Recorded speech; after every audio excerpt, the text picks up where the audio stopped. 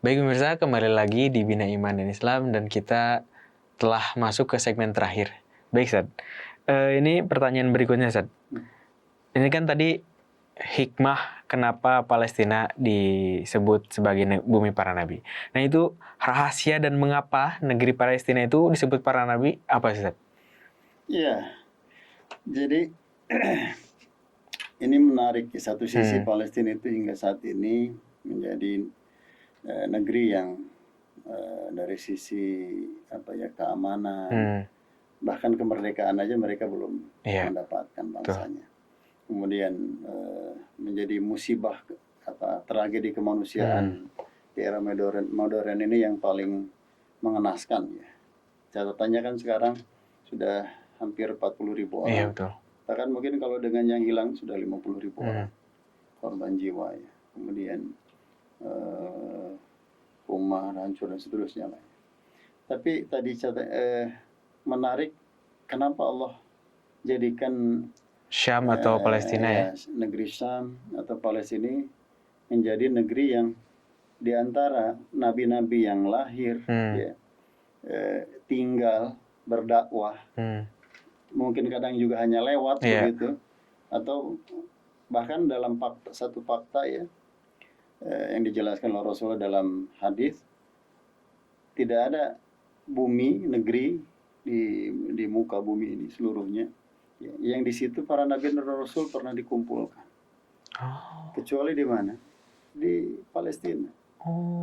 Di Baitul Maqdis atau di Masjidil Aqsa. Ya, dalam peristiwa Isra dan Mi'raj. Ya. Nah, kalau tadi sebagian besar nabi itu tadi disebut negeri para nabi karena memang sebagian besar nabi ya lahir, tinggal, berdakwah di Palestina. Sebagian besar. Kita sebutkan mulai dari misalkan Nabi Ibrahim, Ismail, Nabi Ismail juga lahir di Palestina meskipun kemudian ke Jazirah Arab ya, Saudi Arabia. Kemudian Nabi siapa lagi? Nabi Ishak ya. Nabi Ayub, Nabi saya sebutkan nabi-nabi. Hanya sedikit kecil dari para nabi itu yang ya sebetulnya kalau disebutkan semua nabi ya pernah ke Palestina. Tadi itu ya. Ke negeri Syam itu sudah. Tapi base camp-nya di mana itu hanya sedikit sekali gitu. Yang memang bukan di Palestina secara khusus atau di negeri Syam ya, secara umum. Rahasianya bagi kita apa? Pertama, tadi kita sudah bahas ya, Al-Quran itu berisi banyak kisah nabi. Ya, berarti apa? Seolah-olah Allah ingin mengajak kita kaum muslimin ini untuk terus ya memperhatikan Palestina gitu. Mengingat Palestina. Kan kalau kita ingat baca kisah Nabi Ibrahim kemana tuh? Ya, kisah Nabi Ibrahim ketika di Irak itu kan tidak banyak diceritakan di dalam Al-Quran. Tetapi yang diceritakan adalah ketika beliau berada di Palestina, di Arabia. Ya. Kisah-kisah Nabi yang lain juga sama.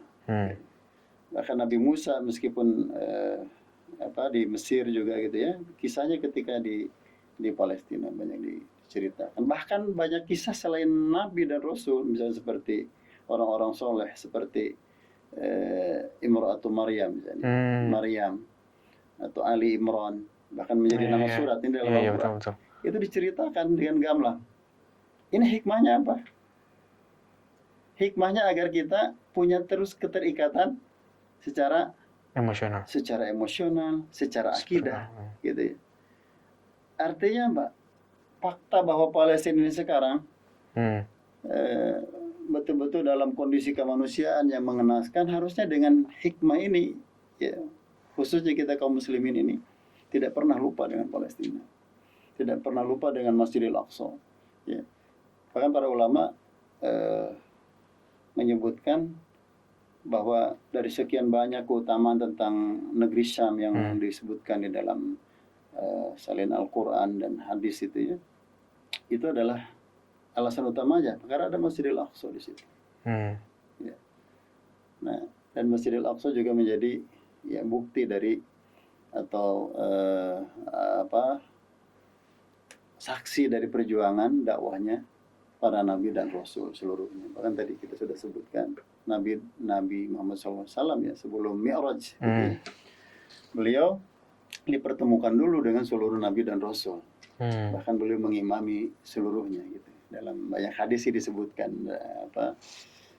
ya tentang bagaimananya ya tentu saja banyak versi ya. Apakah itu bertemunya hanya ruh saja atau ruh dan jasadnya gitu ya.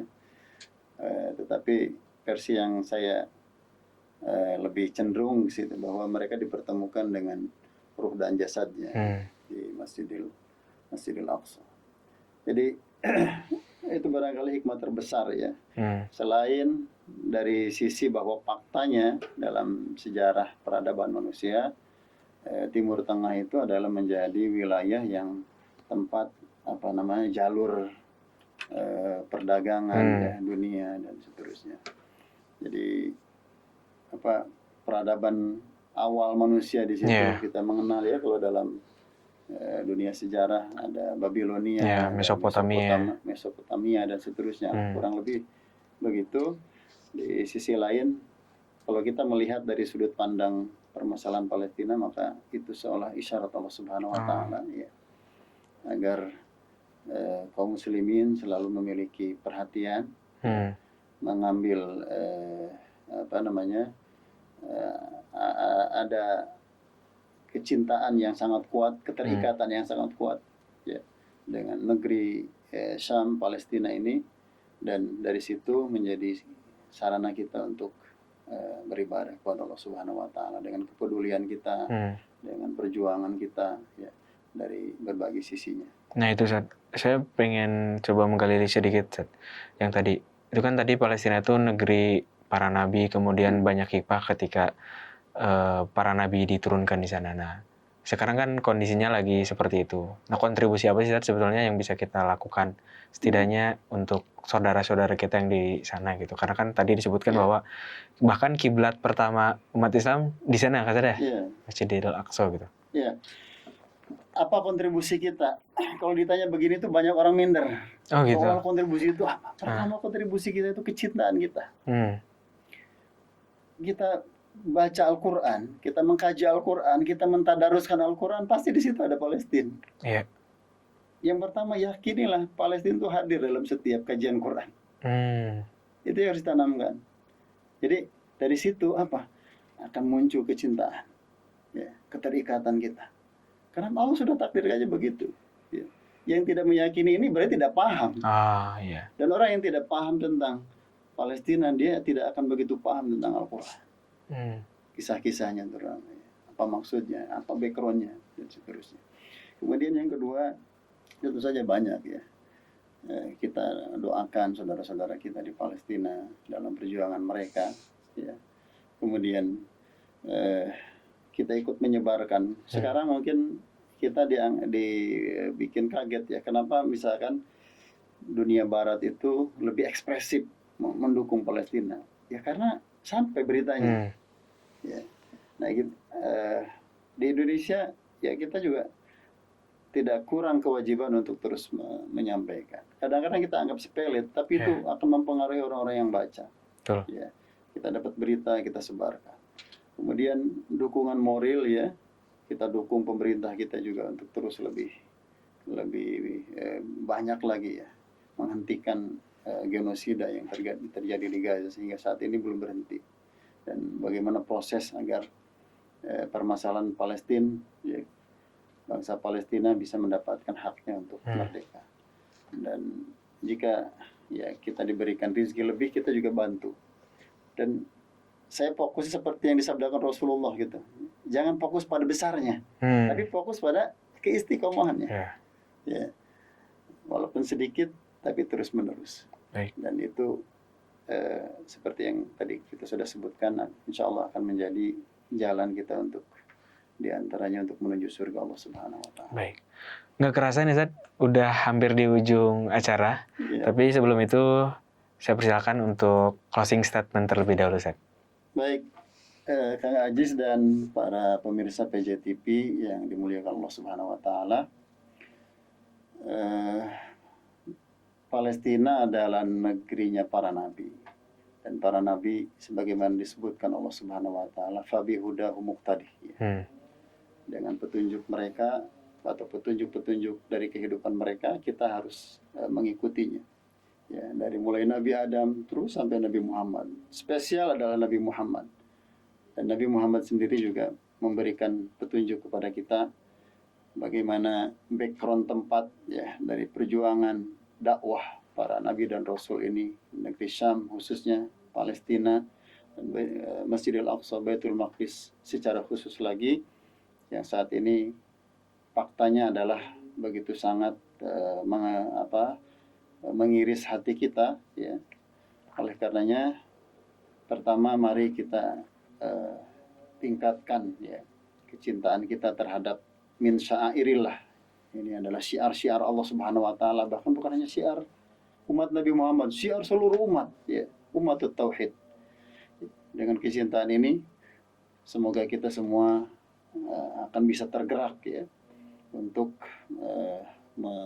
membebaskan Masjidil Aqsa ya dari cengkraman tangan-tangan kotor Zionis yang mencengkramnya hingga saat ini, dan kemudian kita bisa juga membantu saudara-saudara kita di Palestina untuk mendapatkan kemerdekaan mereka, seperti halnya seluruh umat di seluruh penjuru dunia ini, mereka hidup bebas, merdeka, dan yang utama adalah bisa menyebarkan ajaran para nabi dan rasul, ajaran tauhid. Demikian. Assalamualaikum warahmatullahi wabarakatuh. Waalaikumsalam warahmatullahi wabarakatuh. Sekali lagi terima kasih Ustadz Heri Effendi yang telah menyampaikan hikmahnya. Semoga kita bisa mengambil pelajaran dan semoga kita bisa berkontribusi untuk saudara-saudara kita di Palestina sana. Sekian, saya Aziz pamit undur diri. Insya Allah bertemu di Bina Iman dan Islam selanjutnya. Assalamualaikum warahmatullahi wabarakatuh.